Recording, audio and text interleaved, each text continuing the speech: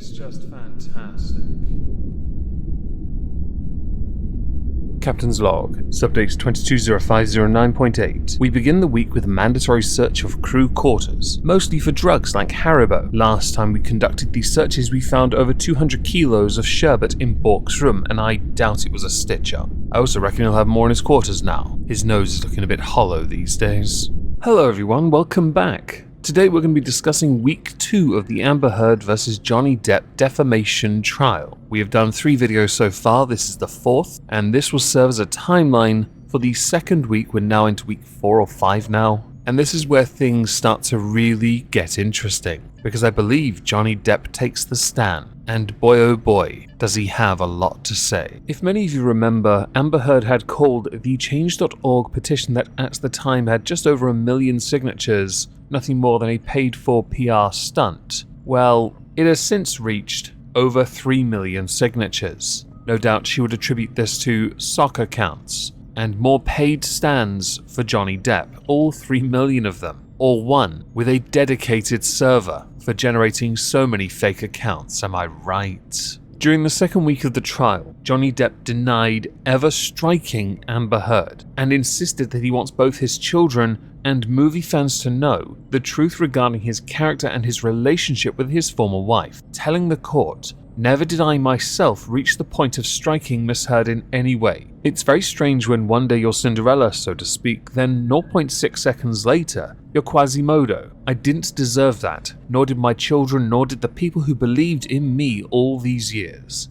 I didn't want any of those people to believe I had done them wrong, or that I was a fraud. I pride myself on honesty. I pride myself on truth. Truth is the only thing I am interested in. Lies will get you nowhere but build lies upon lies that build upon lies. I am obsessed with the truth." Johnny Depp also described that in 2014, under doctor's instruction, he had gone to the Bahamas on a detox trip. At that time, Amber Heard had taken charge of his medication because he was at the lowest point in his life, but Amber Heard had refused to give him his meds when he was in a desperate need for them, with Amber Heard saying it was not the right time. When recalling the incident, Johnny Depp said, "I hate to have to admit this, but that was about the lowest point in my life because I had to say please. Please may I have the meds because it was really kicking in." She was adamant it was not time, and as a coping mechanism because of that issue, he had rolled off the sofa, sitting on the floor crying, to then go to a shower to have a scalding hot shower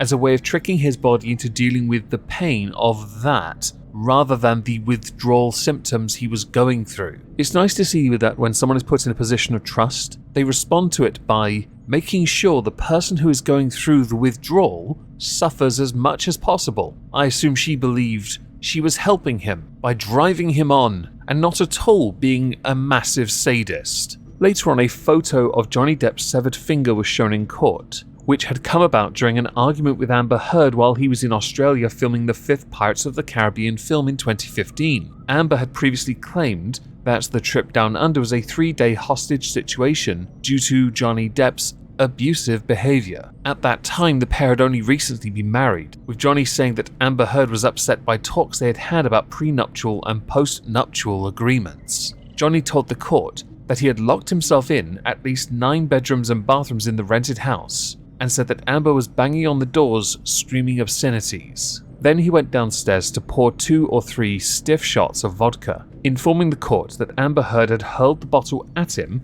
and it smashed behind his head. After he poured another shot from a bigger bottle, Johnny said that she also threw that one at him, and after it shattered, some of the glass hit his finger. Quoted as saying, "I was looking directly at my bone, sticking out, blood was pouring out," adding it was the closest he's ever been to having a nervous breakdown. He then showed the court his finger, the funny-looking one of course, before adding that it looked like Vesuvius at the time. If you're seeing an article on the screen, I'm having to, let's say, remove allegedly and claimed as much as possible, because this has already been proven. She did in fact do all of this. And if anyone watched her reactions in court during this time, I've never seen someone look so defeated when they themselves had no idea what to do. Johnny was giving all the receipts, and in doing so, Amber could not, because it's a court of law now, clap back. All she could do was sit in silence, looking incredibly broken, dejected, and, well, earlier aforementioned, defeated.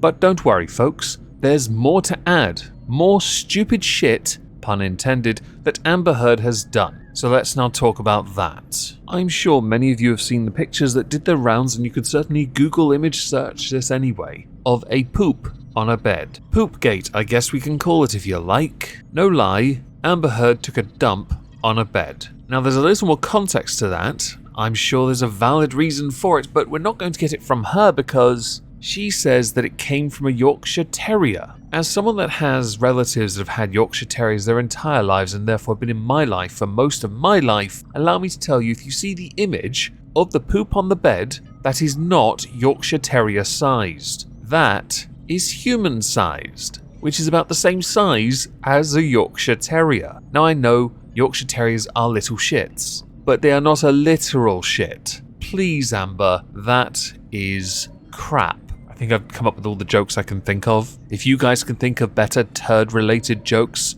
and of course, insert here, Amber Turd is a psychopath, by all means do so. Funniest gets pinned. So how in court does Johnny Depp address this? Well, the entire reason this had happened was because Johnny Depp had arrived late to her 30th birthday, with Johnny Depp saying that she had gone to the Coachella Arts and Music Festival in 2016, and following an argument, he had gone back to their LA home to pick up a few items, only for his security guard, Sean Bett, to warn him against going into the bedroom after showing him a photograph of their marital bed. Johnny then told the court, "On my side of the bed was human fecal matter." I laughed. It was so outside, it was so bizarre and so grotesque that I could only laugh. Amber then went on to, as you all know, blame this on the Yorkshire Terriers. Johnny, though, believed the actress or one of her friends was responsible for it by saying, "I lived with those dogs for many years." That did not come from a dog. It just didn't. The dogs are teacup Yorkies. They weigh about 4 pounds each, which is about 3 pounds under what those turds weigh. The photograph I saw, that did not come from a dog, it just didn't. Next on the agenda were messages that Johnny Depp had sent to his friends, more notably Paul Bettany, aka Vision. Amber Heard's lawyer, Benjamin Rottenborn, interesting name, read out the messages in the court, which included, "Let's burn Amber. Let's drown her before we burn her, and I will do her burnt corpse afterward to make sure she is dead." These messages were sent before the couple got married, and Johnny admitted that the lawyer had read them out correctly. In a later conversation with Paul Bettany, the actor said he had drunk all night before picking up Amber to fly to LA, with the message reading, "Ugly, mate. No food for days, powders, half a bottle of whiskey, 1,000 Red Bull and vodkas, pills, 2 bottles of shampoos on plane." In another series of messages delivered to his manager, Johnny wrote, "I got drunk and destroyed my room. There are hookers and animals in here." It's then moved on from that to discussing the kitchen cabinets that all deserve an F in the comments. Amber Heard had secretly filmed Johnny Depp slamming kitchen cabinets repeatedly during a sweary tirade, which led him to confess in court that he assaulted a couple of cabinets. Clearly, I was having a bad time. I don't know what with regard to, but being illegally recorded by your chosen other is quite fitting with the rest of the photographs and tape recordings. She tried to hide it from me and laughed and smiled at the end. That was the most interesting part. In another picture, you saw Johnny Depp passed out with a substantial amount of ice cream dribbling down his lap. Johnny had accused Amber of staging the humiliating photo after he had finished a long day of filming on the set of Black Mass in Boston during 2014. The court were also shown a second snap of what appears to be sherbet, alcohol and tobacco on a table, taken at a time that Johnny had fallen off the wagon. Amber's lawyer said to Johnny, "This is a picture of you on a black leather couch passed out, correct?" With Johnny replying, "Passed out is an interesting way of putting it, maybe asleep. Miss Heard asked me to hold the ice cream when she noticed I was on the nod. That means falling asleep from the 17-hour day I worked and also the opioids I had ingested. You will notice my right hand is in my pocket, so I wasn't participating in the festival of ice cream. I was holding her ice cream, and because she knew what would happen, I would fall asleep. This was a wonderful picture to take for her. I don't know why she took it." The court were also shown a second image